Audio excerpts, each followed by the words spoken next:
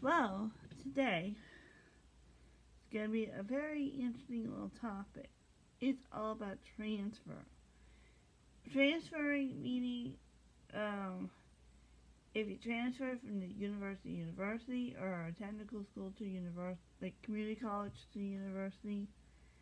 If you want to know about those options, stay tuned because I'm going to use a lot of my examples in what I'm about to talk about. And how I got into NSU as a transfer student, and not as a first time. Not as first time as in a college setting. It was so. For a little disclaimer, I was a transfer student at NSU, and the definition of their transfer means if you already have earned college credit before NSU. That's what they look at. And yes, you can go as a transfer. And there's some kind of some things they count and some things they don't, but they give you credit for. So I'm gonna tell you briefly. So I was a transfer. I went to Fletcher my first 2 years, and then got on probation and took a break, and then wanted to go back to school during COVID. Okay, that was the challenging part was getting into Nichols because that was the situation. Yeah, about getting yeah. My allergies. I'm sorry. Okay, so getting into NSU was the fun part.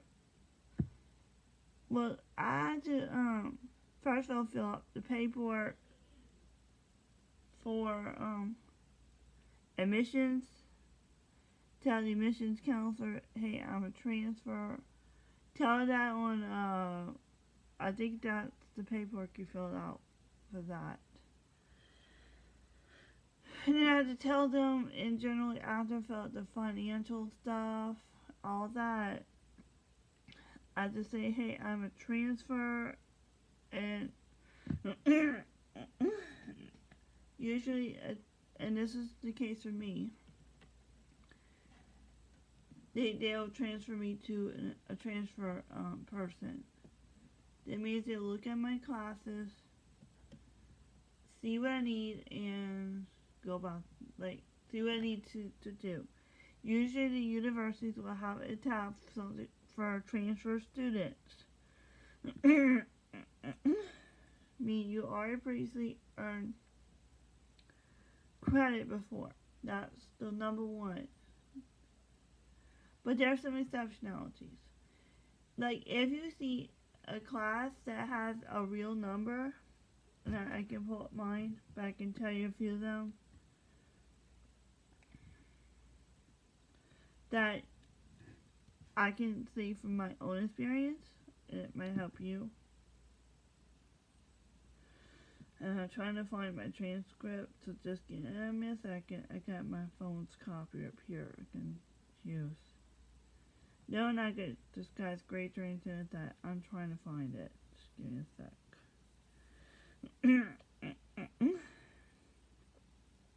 Here. Okay. So, alright. So if you have, let's say, for example, you have something, a class that has, for example, OIS 200 computers in the office. Okay, if you're taking something at Fletcher that has that correspondent number to that, that means that one transfer to Nichols or any university core requirements for something.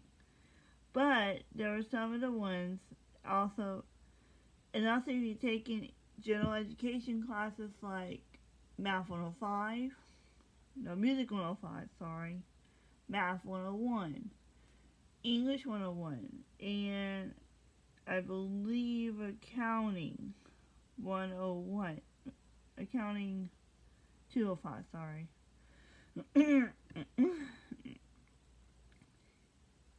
Like, I know I failed the accounting part, but the rest of the classes, I still got the points for them. So, in Music 105, it will transfer to everywhere here. So thank goodness that Nichols and Fletcher had a cross agreement. That means if you transfer from Fletcher to NSU, and you might want to check it with your university, but that's what it is. So if you have courses that have OXX, or anything that has the X in there, like, yeah, let me tell you. That means they have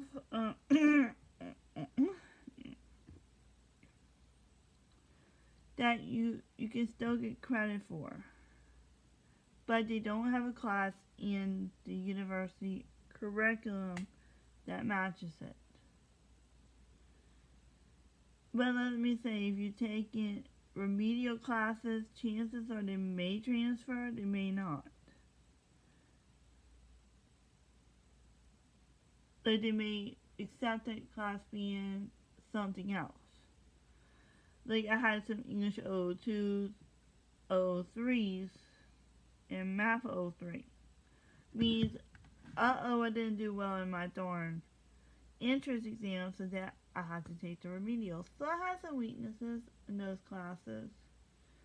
Like, during the test in general, but I had to take those classes to get to college coursework. And I had a reading class that's OXX, meaning that Nichols don't have that particular class being as a course per se. But like I said, you still got credit for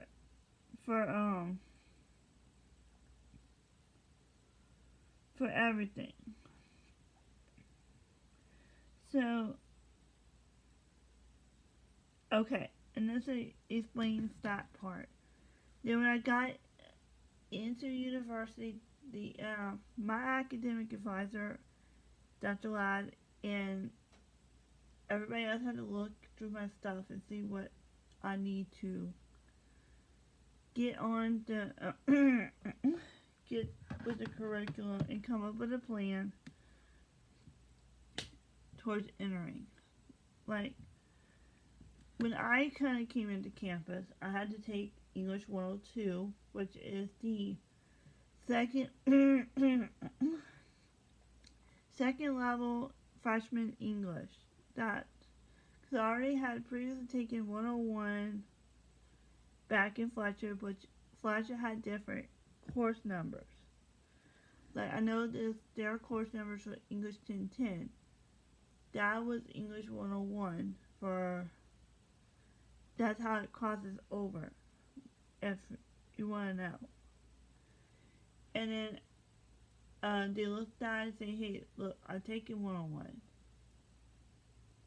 And then I just signed up to take 102. The other class I had to take in that year was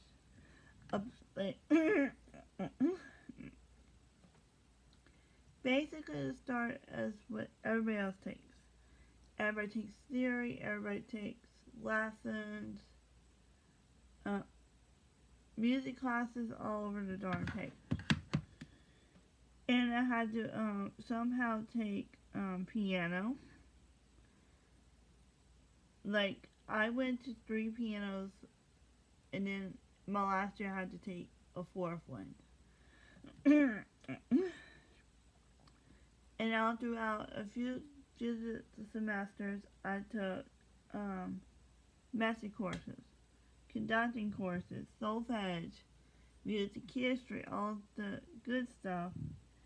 But then again, I had to take some general education classes. Like I took the math 102 I took was trigonometry. That was a required get through course. It only had that one math to pass, luckily, because I've taken most of them at Fletcher. Most of the so-called so-called prerequisites, because you got to have math 101 in college algebra to get into 102, which is trig. So that's what I took. I took like anything other than the music courses, and I took university appropriate gen ed courses. Like I've taken trying to think of the courses right now. I think I got this right here. It's a cheat sheet. Taking geology 1 and 2, and I've taken because I've taken bio in the first year, but I dropped out of the class because I didn't do great.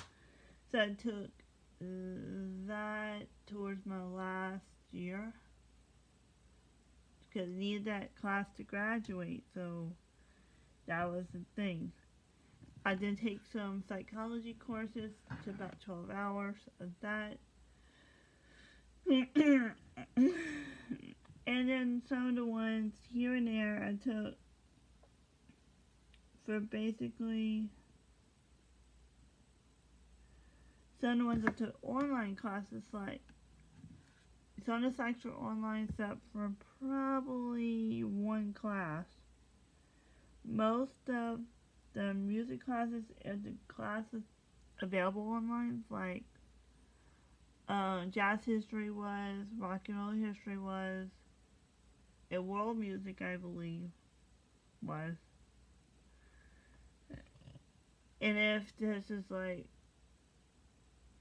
this is kind of fascinating to talk about, isn't it? So then again,